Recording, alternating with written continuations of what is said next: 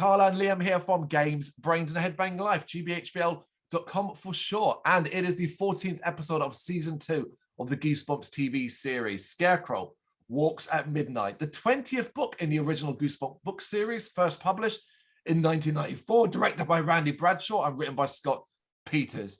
A very classic Goosebumps episode that I thoroughly enjoyed because it is simply a horror story that has been done in movie form. Scary scarecrows. Yeah, I mean, it takes a whack at the classic horror movie monster of the Scarecrow. We've seen them. They've done like loads of other ones so far, and they haven't come to the Scarecrow yet. So this is their version of it, and I think it turns out pretty well. Same. I did quite enjoy this one. Two kids, Jodie, played by Heather Bettram, and Mark, played by Johnny Campbell, are visiting their grandparents who live on a remote farm. Already love the location. When they mean remote farm, it looks exactly like that. I just picture a Kansas. That's what it reminds me of. Yeah, it has that sort of feel, definitely. Grandpa Kurt, played by Bob Clout, and Grandma Miriam, played by Louise Nicole. They also have a farmhand who works for them named Stanley, played by Michael Coltman. And we're introduced to Stanley being an absolute dick by threatening Mark with a scarecrow, catching him if he goes out and gets frogs. So like, it's a weird start in the sense like that, but it seems like, okay, Stanley's a little bit odd. The kids, they used to come into this farm and basically doing kid stuff, go out, catch some frogs, you know, walks, that sort of thing. And yeah, it's a nice setup. You got the whole summer for frog catching. I like those frogs. You shouldn't catch them, because if you do, the scarecrows might just end up catching you. What's with Stanley? Yeah, we do see also in quite a few Goosebumps episodes, like sweet relatives, like old grandparents that kids go off to stay with, or their parents are off somewhere else. And it always made me feel like a little bit like jealous of these like lovely grandparents that like make them apple pies and shit like that. You know, it's very like sweet. Yeah. But then that's very Goosebumps as well, because often we also have parents that it's the 2.4 children kind of thing, where they have a specific set number of children. One's a boy, one's a girl, normally quite close to an age, similar age. It's always like that kind of Americanized family. Yeah, very much so. The grandparents take them inside, but remark to each other that here we go. And you're immediately like, okay, so something's going on. And admittedly, coming off the back of the last time we saw some grandparents, which was a Ghost Beach, I believe, I'm like, okay, are they evil? Are they sinister? What plans have they got? Yeah, the more you watch these episodes, the more your like suspicions are heightened for like anyone that's overly nice. You're hiding some kind of dark secret. Exactly that. You're almost looking for it. You're looking for it going, right, what's the goosebump hook here? Who is it? Who's involved? Yeah. We then cut to it being later, and it is dark and raining, and Mark is annoyed as he can't go out. The grandparents we see are freaking out in their room as Miriam demands to know if all the doors and windows are locked. You know, okay, cool. I mean, here's the thing. This episode makes no is not shy about its story or the villain or anything like that. It's in the fucking title. So you already know what it is. It's just it's just the how more than anything else. It's the how, but you know, like you said, it pretty much spells it out exactly. And the episode starts right off showing you creepy scarecrow. You know that's what it's going to be about. But like you said, it's the events that are going to proceed it. You know, absolutely. Kurt looks out the window and sees like, you know, the cornfield that the scarecrow isn't on its post, but says, hey, it's not on its post because the wind blew it over. She is like, shut up, you mug. Like, she's so unconvinced, like, bollocks, you know, that sort of thing. Are you sure? Are you sure you locked the doors? Told you, they're locked. The windows. Did you bolt them shut? Yes, the windows too. Come on now. It's just the wind. That's the only reason it's not out there. It's just been blown off its post. Come on. These are the shit I like, though. You're not falling for... Did I go on? I was going to say, she ain't falling for that Goosebumps trope of the prank, man. She ain't falling for that shit. She's seen Goosebumps. But this is the stuff I like, where you get to kind of look at the window and there's the kind of like, oh, the scarecrow's not this post. I'm used to seeing that in scarecrow-related horror. I've seen it many scarecrow horrors and rarely very good ones. I think the last one I watched was Amityville's Scarecrow, and it followed a lot of the same beats that this one does, except, you know, Amityville shit. But So, I'm used to this. There's But only I so always much enjoy it. you can do. Yeah, there is only so much you can do. But like you said, it's always enjoyable because you can see like how a scarecrow in a cornfield on a post like by itself, like why that'd be creepy, So it is effective. Well, yeah, I mean, it's a man-sized figure and often designed to look a little bit fucking creepy. Yeah, it always makes me think of Jeepers Creepers a little bit. Good example again, absolutely. We then see the shadow of a scarecrow pass by the window before it bangs on the door and tries to get in. It then moves to the window, giving us a clear view of it. So as we said, this episode isn't coy. It's like, yep, here's a scarecrow. Did you at any point at this stage of the episode think it's likely to be someone dressing up in a scarecrow suit to scare? So I went with this, I'll just tell you mine. I went with this elaborate thinking. I went, okay, this isn't a supernatural horror. This is going to be Stanley, and it's going to be in a scarecrow suit, and he's trying to freak out the owners so that he can either get the farm, scare them off the land, they'll sell it to him cheap or something like that. No, that did not cross my mind at all. But that's a good idea, actually. I think that'd have been a nice twist. Yeah, I just thought, of course, it's just these monsters that happen to take the form of scarecrows that have just come to life. But it doesn't screw around like normally, like with these things in Goosebumps, it takes a bit of time to get to the monster reveal. So the fact it's happening so quickly, maybe like that is a sort of giveaway that it's not what it seems. But obviously that's not the case. But I can see why you would think that. Yeah, it's that thing we do, as you say, you're just looking for all the angles, and that was just one, because obviously the natural one is supernatural scarecrow. Or maybe because like Stanley is so he's so protective of the cornfield and stuff. It was just he's trying to like scare them from not like screwing around the cornfield, not for supernatural reasons. Like I said, maybe because he just really loves the cornfield, man. Yeah. Doesn't want to fucking around there. And I briefly went to this dream situation where I was like, oh my god, let this be a subtle nod to Children of the Corn. Yeah, I mean, on my notes I wrote not the dreaded cornfield because of course that just makes you think of Children of the Corn, man. Where's Isaac out? There's a franchise. If you like your corn, go watch a very, very long franchise there. The next morning, the kids are unhappy to be given cornflakes as they were expecting pancakes, and the adults are really weird about this. So throughout the episode, you get this thing where the kids are used to coming there and experiencing all these wonderful, joyful things that they get from their grandparents. But these things aren't happening now. And here's an example where normally they get these great pancakes and all that, but instead they're given cornflakes. I got secondhand disappointment from that, man. Yeah, So, I mean, pancakes to definitely. cornflakes is fucking that shit. Should have thrown that shit at the wall.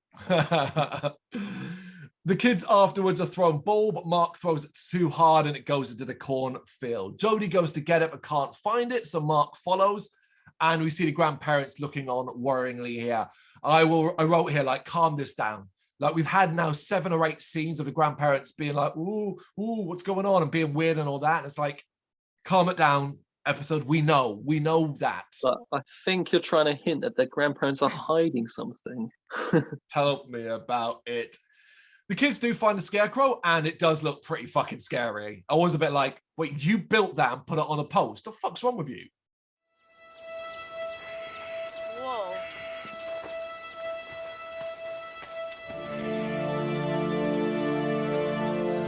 Wow, is that neat? What you doing? Oh, hi, Stanley. A scarecrow walks at midnight. Yeah, I said to be fair, the scarecrows do actually look pretty great and genuinely creepy looking. Yeah. It's a good design. It is a good design. Mm.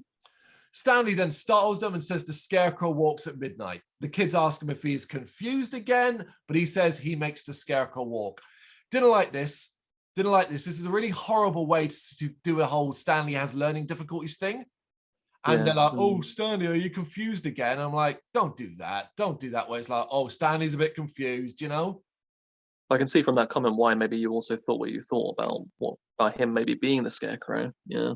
Yep. Of course, they dismiss it, but one of the feet kick Mark in the head. This is revealed to be Styx, played by Chris Lemche, who is a name people should recognize. The teenage son of Stanley. The kids are called back by their grandparents, and Styx warns them they shouldn't have come here. And again, I'm like, okay, so this is Stanley's teenage son. he's probably pissed off about their lot in life, and maybe he's now involved, or he's the one encouraging his dad to kind of do these scares to get them off the land. I was convinced. Well, they do it together, of course, yeah. Yeah. Hey, this isn't any place for city kids. You two should have never come out here. Later, the two kids are talking about how things are weird around here. As Mark goes to turn the light out, he looks out the window and sees what looks like scarecrows, several scarecrows, moving on their posts. Jody comes over, but it just looks like the wind is making them move, you know? I really like this because from Mark's perspective, they do look like they're trying to come off the posts. When Jody looks, it just looks like wind. I thought the contrast was really clever, where it made me doubt enough that I went back to see, oh, did I just kind of misinterpret it? Yeah, no, that's true. So it's one of those where you do believe, yeah, Mark could have doubted his own eyes. Definitely.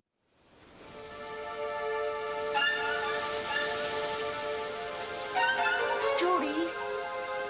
Jody! What? Scarecrows, they're moving! Mark, I'm tired. No, seriously, I'm not lying.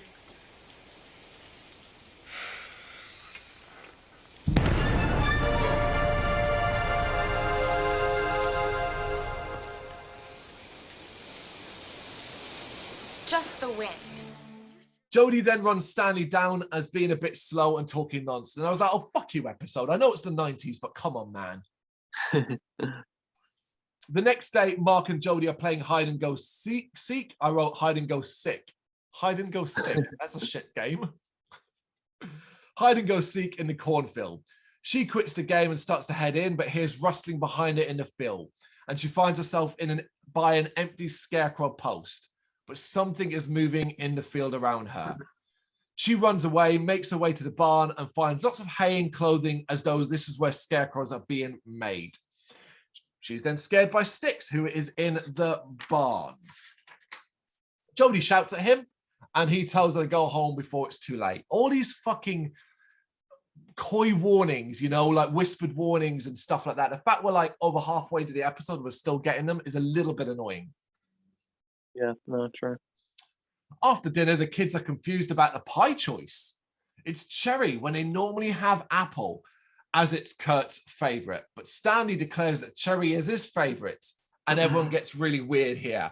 This is where I think the biggest hint that A, Stanley's involved, but also that he's likely doing something sinister is dropped. Yeah, he obviously has some kind of hold over the grandparents. Exactly. The kids then want a scary story, but Stanley declares that he doesn't like scary stories. So Kurt says, basically, I'm out of stories, and then leaves. More weirdness from everyone involved. Cherry? I don't get it. We always have apple. Yeah, it's Grandpa Kurt's favorite. Cherry's my favorite.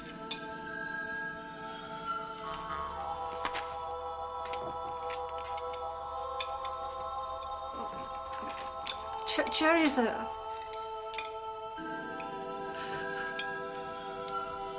it's a nice change.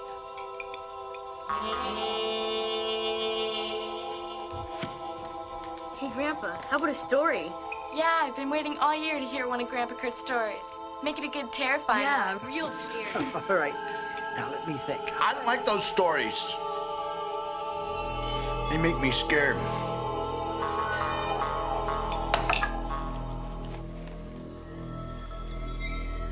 Sorry, I'm all out of stories. That night, Jody is tossing and turning as a scarecrow that looks like Kurt comes into her room. She is then chased into the waiting arms of a scarecrow Miriam, but it is just a dream. I like this little dream. It's a little basis that you could believe you could dream about because of the events and stuff like that. Mm-hmm. She goes back to sleep, and we see the shadow of a scarecrow in her room.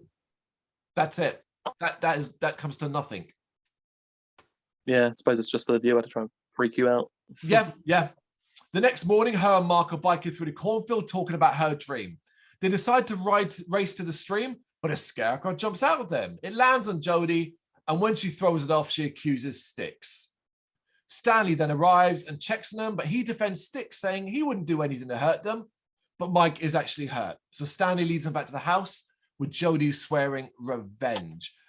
You know, Stanley defends Sticks because he's his father.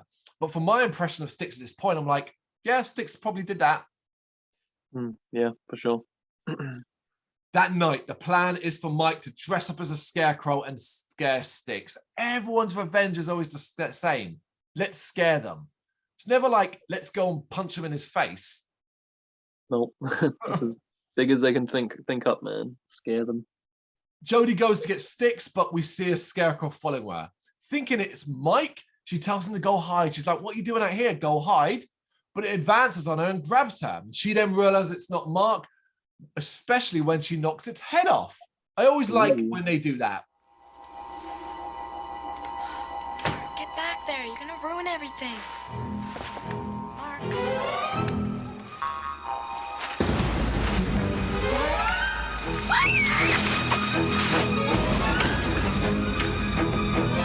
Go on!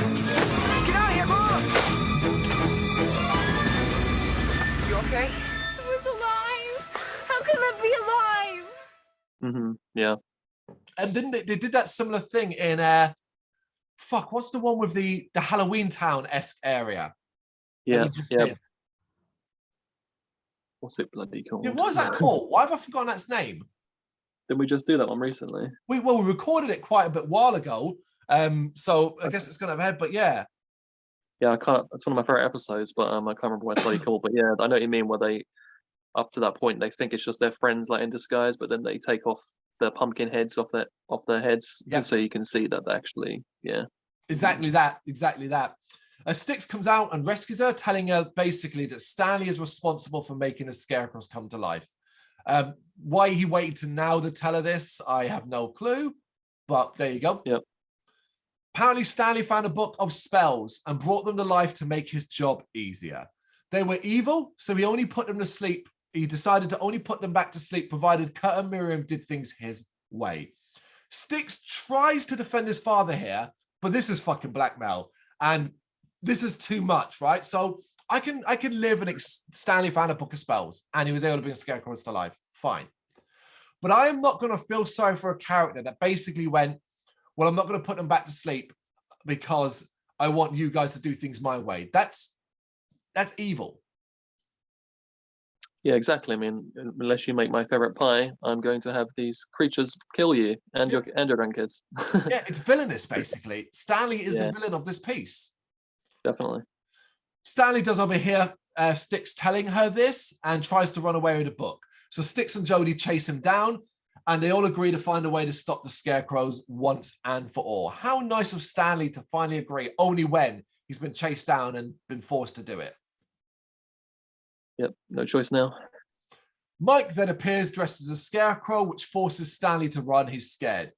He finds himself in a crop circle surrounded by scarecrows and then tries to read a spell to stop them, but ends up reading the wrong one, waking them all up around him. So I have a funny feeling that they threw in the Stanley is slow aspect in this episode to excuse A, his behavior, and B, moments like this. And it doesn't make for an okay, like, I don't like them doing that.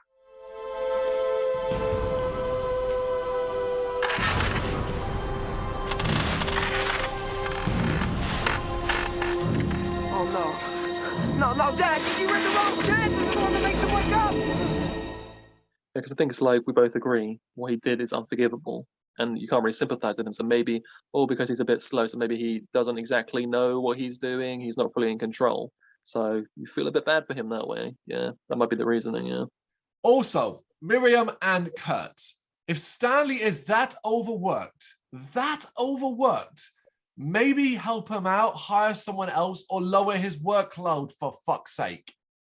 Well, clearly, yeah, he felt that it was that much of hard work. I mean, he has his son as well, but it's just them two that have to man this entire farm and cornfield. It's pretty big grounds, as we see. So clearly, he needs more help. And maybe we could have sympathized with him. We could have found out that he had gone to the grandparents and like pleaded his case and asked them for help, and they refused for some reason. Maybe that could have like alleviated some of the blame off his shoulders, you know. Absolutely, that would have been a decent idea. Yeah. Yeah. Also, I have to just say, I don't know if you're going to mention this too, but doesn't this whole thing raise the obvious question? of why the hell that they had the kids come stay there in the first place, the grandparents, if they knew there were murderous scarecrows that were wandering around at night time. Like, why did they even have them stay? You're absolutely right. There's actually, you'd be like, no, don't come this summer, whatever reason, and then try and deal with the problem in the interim. Yeah, like they don't do a very good job of like maintaining normality. Like, I don't know how long the kids are supposed to stay in that, I guess the whole summer. Mm. You know, so that's a long time and they come out at midnight every night. Like, this was obviously going to happen. So why the fuck did they, when the parents were like, hi mum or dad or whatever, can you watch like our 2 kids for the summer while we go off and do whatever we're doing? They should have been like, no, it's not a good time, sorry, blah blah blah, you know. But they still had them come anyway, putting their lives at risk, of course, you know. So that's, yeah. Nope, fair point. It's a good point. I like it. They all make a run for the barn, but are split up and get lost. Jodie and Mike are together. They see the barn in the distance, but Jodie is tripped by a scarecrow that's lying on the ground. Mike saves her and they make it to the barn. Styx and Stanley arrive and they lock the door with the scarecrows outside. I do like the sort of dark sky, getting a bit thundery, that kind of thing, and the mass of scarecrows, because obviously we've got actors in some nice scarecrow suits. I think it's a decent horror look. Yeah, they could have probably just stuck to like the singular scarecrow maybe and like made that terrifying, but I think it's more effective when you have like this big, like more of a horde of scarecrows. That's like scarier. Like, what's scarier, like 1 zombie or like 100, you know, kind of thing. Yeah, you've just made a zombie comparison. That's what I come to as well, is these scarecrows don't appear to have brains. Yeah, there's no like reasoning with them at all. They're just like ravenous creatures. So they lock themselves inside. They think they're safe, but the scarecrows break in and attack. Stanley is too terrified to read the chant, but the combine harvester starts up and begins to chop up the scarecrows. It destroys them all, and it turns out Mike was the one who started it. And, you know, it's like, oh, that's a violent end for the scarecrows, isn't it? Chopped up by a combine harvester.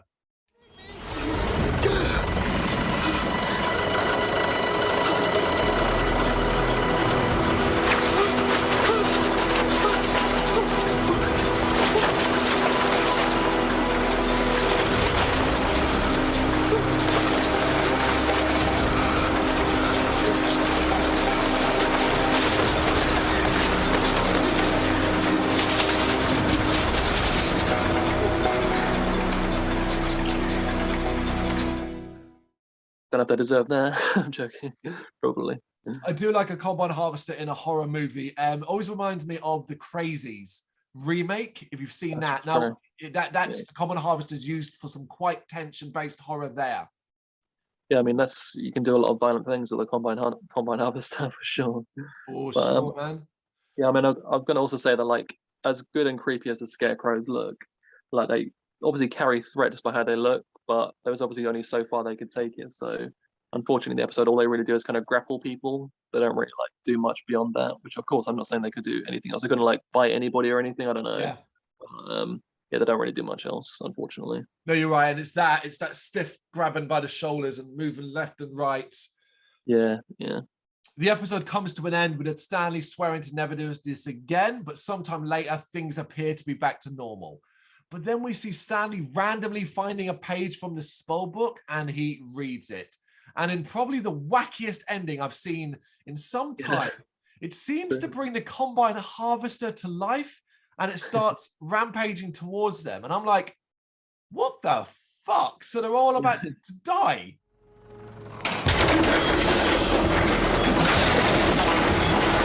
Stanley, what are you reading?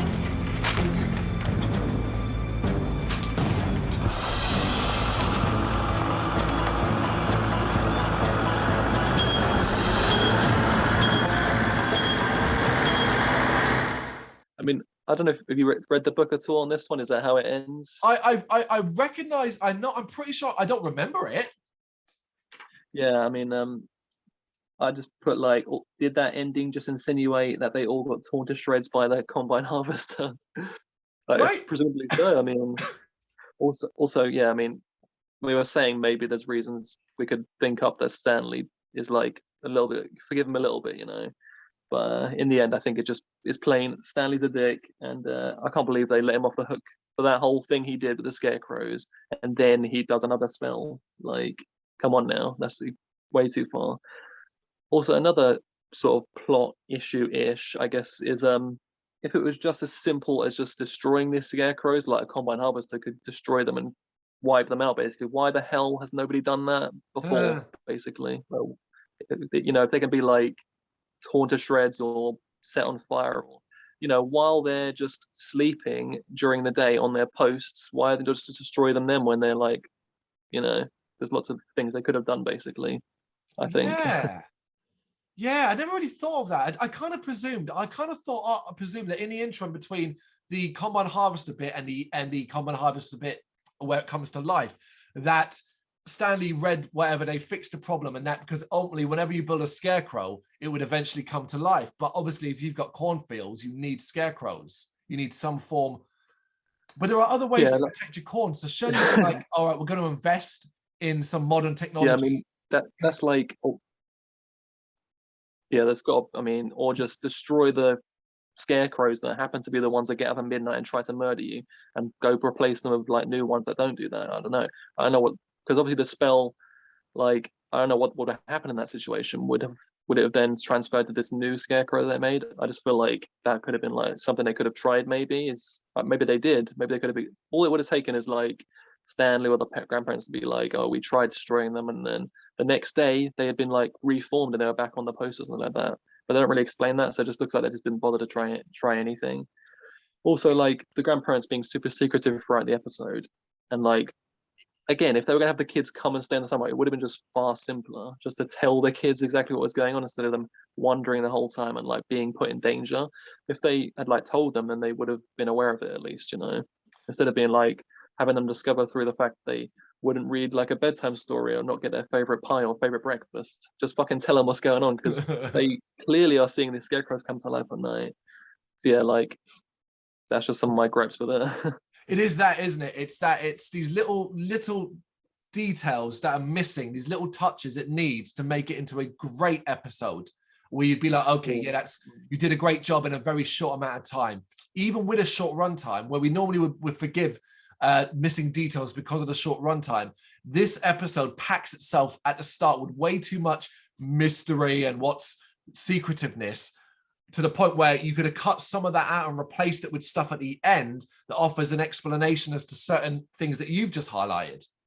Yeah, I don't know why, but in my mind, I always, when I think of this episode, I always think about it being like a two-parter, because I do think it is impressive that they do. I think like other episodes of Goosebumps, like this feels like one of those higher end, like bigger budget ones with the location and the good effects on the scarecrows and stuff. So I always think about it like, oh, it's one of those two-parters because it's so like well done. But then like when I watch it, I realize that, oh no, actually they crammed all this into one episode. So I think that is impressive. But at the same time, like it has those small details that are like messy, that if it was two parts, maybe they could have fleshed it out a bit more, you know? Yeah, I could have lived with this being a two-part. You're right. I think a little bit more detail, a little bit more time with it, a little bit more scares would have really, really made it quite a strong double. Again, like I think in one of the episodes with the mummy and stuff like that, there's only so much that they can clearly do with these creatures. They make them look the part, but then they carry threat just basically on how they look. But then what can they really do beyond that? They can't have them harm the kids, so forth, you know. But then the ending is like, that's quite a dark ending. But that's what I like about Goosebumps, is that every now and then it has something like that. It's like, well, they actually just did that. That's quite surprising for a kid's show. It's like if you were reviewing it and you're giving it that arbitrary score that you would at the end, and you're like, okay, this is a 6 out of 10. You hit that ending, you're like, you know what? That's an extra point there. Just for doing that, there's a 7. 100%. I agree. Scarecrow Walks at Midnight. There it is. What do you reckon? Let us know in the comments. Thank you very much for watching. You can check us out on gbhbl.com, as well as on Facebook, Instagram, Twitter and Tumblr. Go to Patreon and help us out over there. That's patreon.com/gbhbl, as well as Big Cartel, where you can find some of our merchandise. We have a podcast running on SoundCloud and Apple Podcasts. And of course, if you like this video, do us a favour, hit the subscribe button and help the channel grow. Games, horror and heavy metal. What else is life for?